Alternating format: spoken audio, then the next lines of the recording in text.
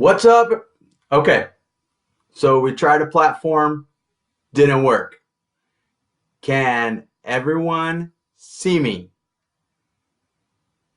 Can I get some sort of response here? I need to know if I am connected. Do I have connection anywhere?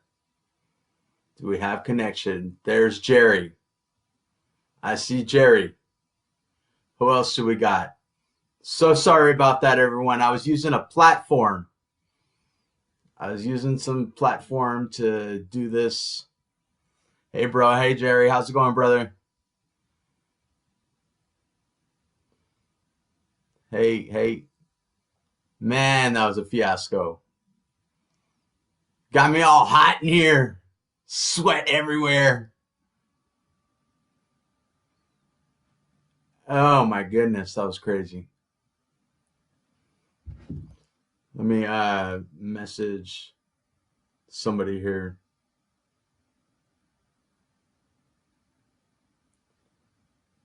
Who else do we got on? I just have you, right, Jerry? That's it. I need people to get on here. There's a whole bunch of people that I had coming.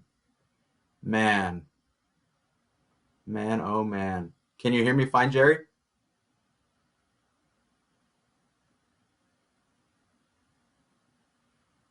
Can you hear me, Jerry?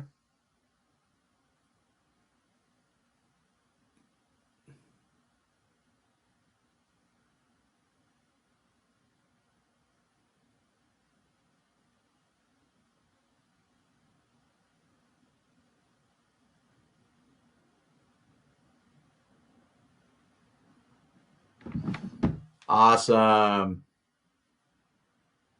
All right, sweet deal. Sweet deal. I'm just gonna wait a little bit, let everybody come on, and then we'll go ahead and get this thing rocking. Woo woo! I know. I was telling Jerry, I was trying to do it on a different platform. Man, that was chaotic. Chaotic for sure. For sure. Hi, Naomi.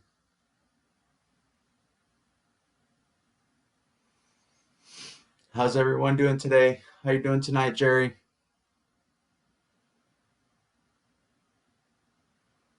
How you doing tonight, Naomi?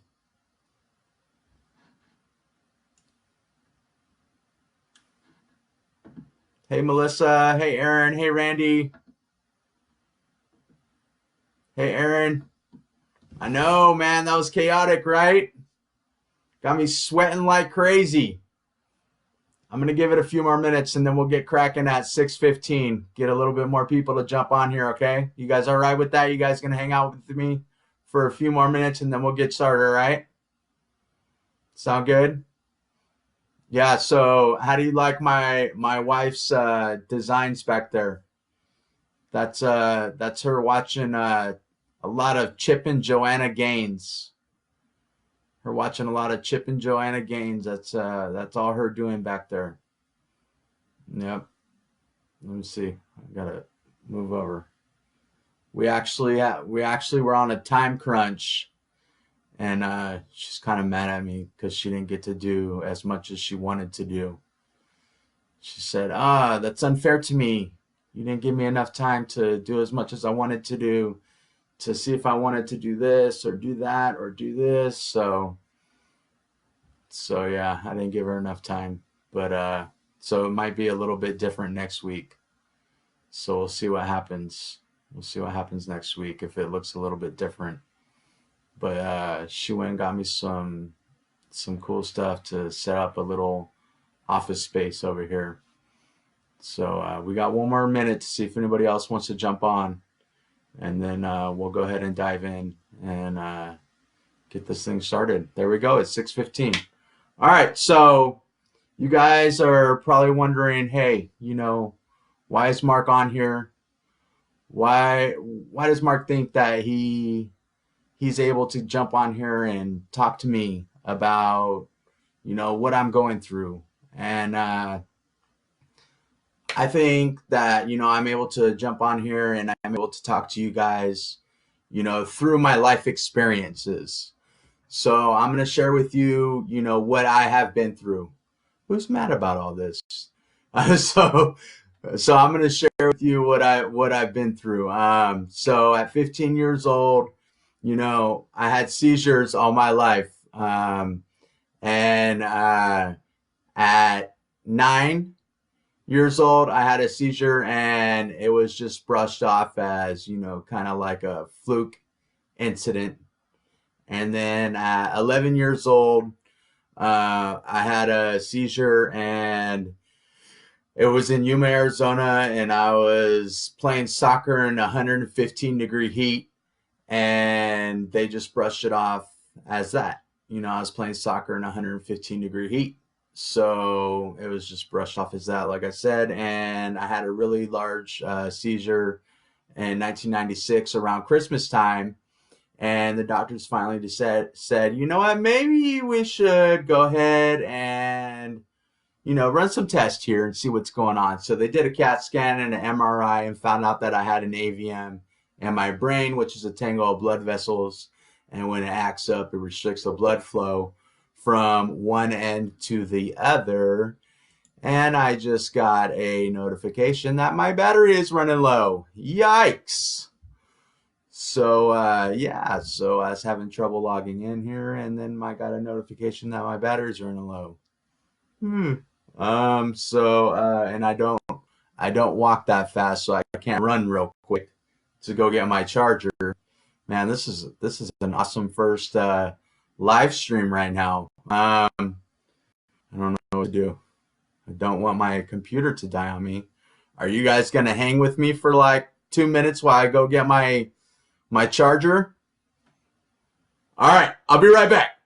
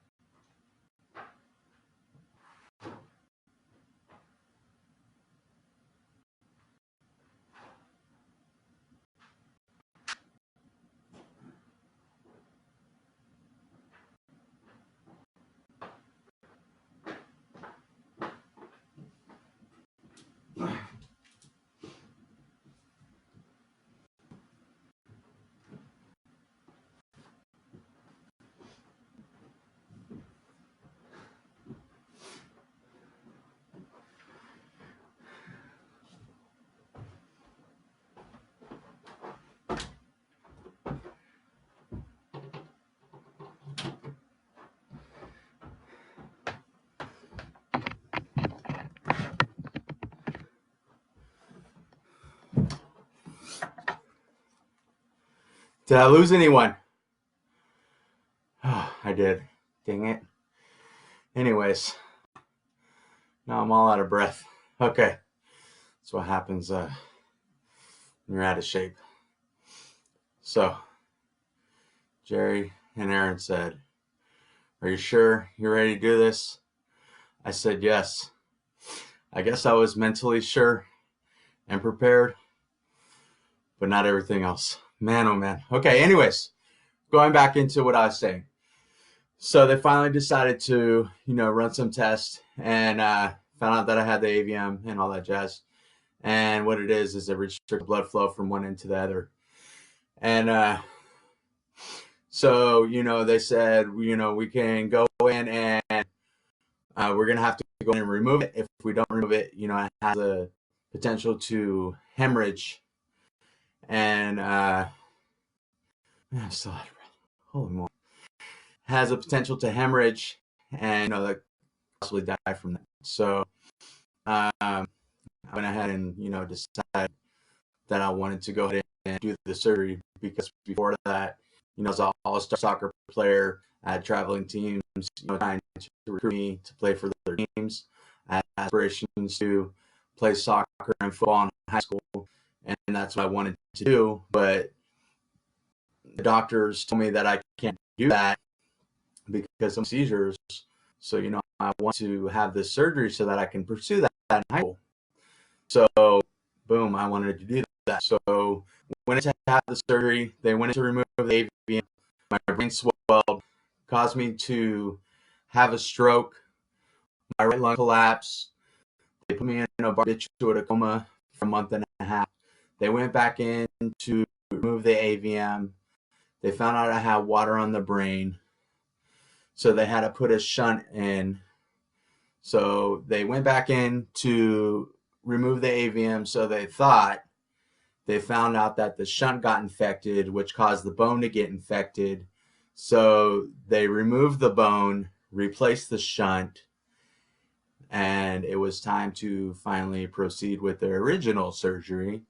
Then they, went back and removed the AVM, did a CAT scan, MRI, found out they didn't get the whole AVM. So they went back in and finally got the rest of the AVM. And like I said, I was in a coma for a month and a half.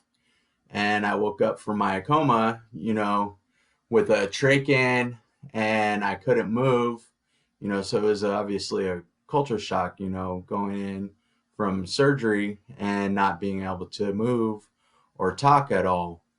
And I had to learn how to do everything all over again, just like all of you guys, that suffered from a stroke. Started out with parallel bars, slowly had the, I don't recall what it is. I call it a karate belt, where they hold on to you with the parallel bars. Then I went to a walker, then a wide base 4-prong cane, a small base 4-prong cane, a regular cane. This all happened my freshman year in high school. And I'm still out of breath over here. And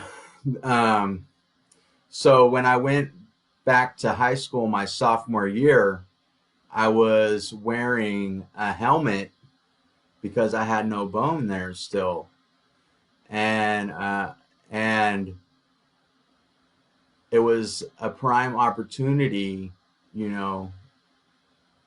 for me to go back to school my sophomore year wearing a helmet and a cane, for me to not have the confidence to go to school because I, felt like maybe I'd get teased or picked on. But, that didn't happen because I went to school with confidence, because I never saw myself as having a disability.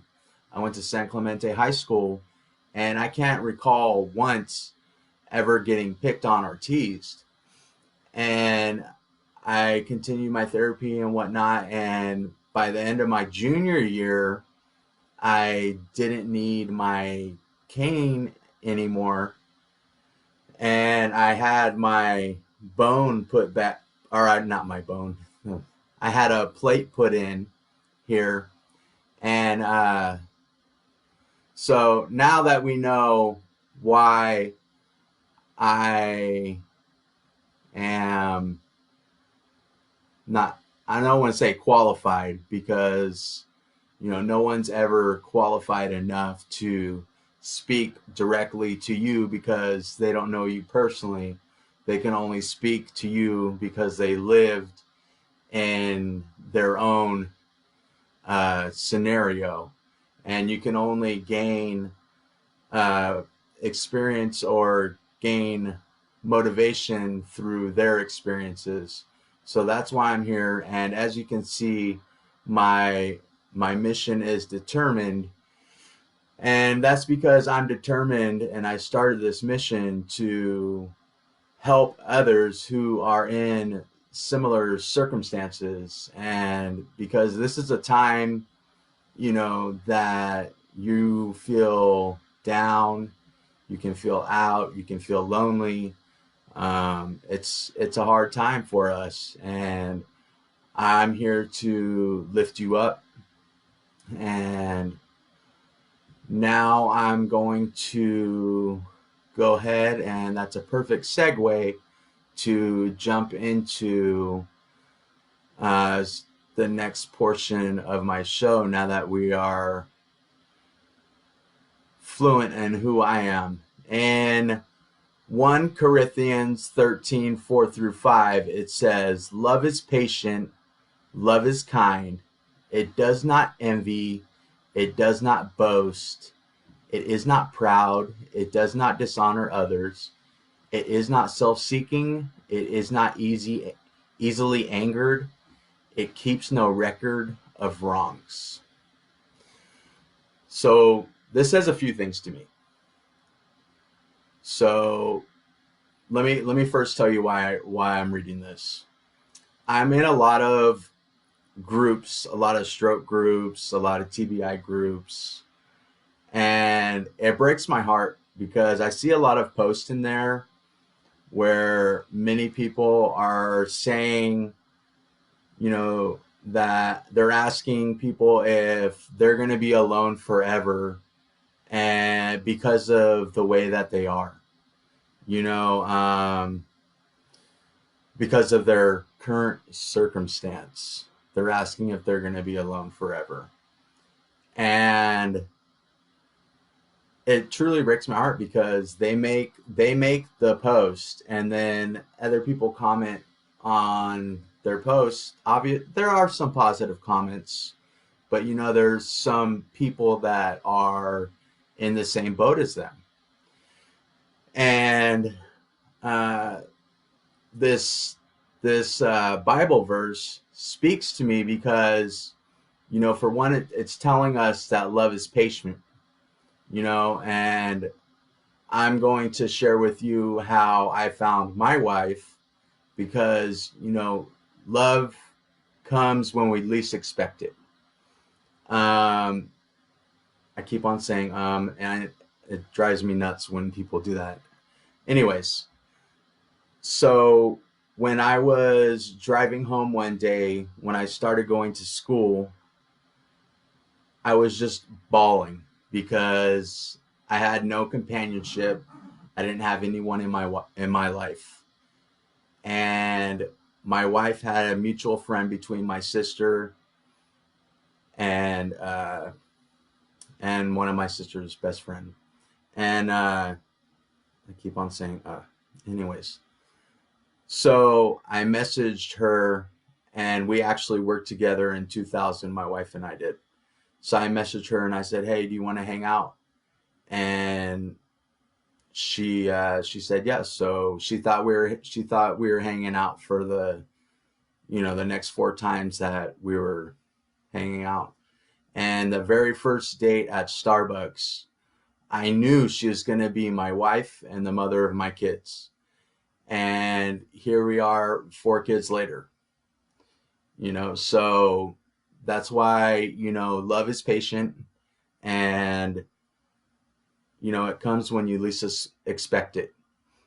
And I can bring you and motivate you up, up, up, up to this platform, but it's on you to take the next step and put motivation and aspiration and goals into action. So in order for you to find that love and in order for you to find the love and the companion and whatnot, you have to surround yourself with like-minded people. If you're not finding it yet, I should say, if you're having trouble finding it, because that's what happened with me. I was at home basically not doing anything. And I made the choice to start going to school because I thought to myself, no one is going to want to be with someone that is living with their sister. So I set my goal high, and I always say, when you set your goals, reach for Mars. And if you land on the moon, it's still a huge moral victory. So I made the choice to change my perspective on life and set goals. And when I did that, you start surrounding yourself with your circle. It's my first live stream, y'all. You got to bear with me a little bit. So you have a circle of people in your life. You have an inner circle and an outer circle. And once you start setting goals and start following your goals, you'll notice that once you start reaching those goals, that there will be new people coming into your lives, like-minded people, and they will start making your life better because they're trying to achieve the same goals that you are. I have had excellent mentors in my life that I have found while I was going to school. There's the again. Ooh. I need to have like a jar here and put money into it or something so I can just, donate it to somebody or something. Maybe that'll help me stop saying it. But you surround yourself with like-minded people when you're trying to reach these goals, and you'll notice that your attitude changes in life. And that's when you'll start to find the one, so to speak. And I keep on losing. Anyways, so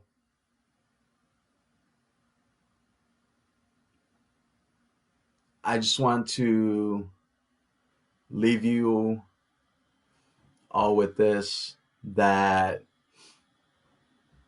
it's my first live stream, and I want you guys to stay focused on your goals, set them high, stay determined to complete those goals. Thank you for watching, my 6 viewers. I hope you tune in next week. Thank you.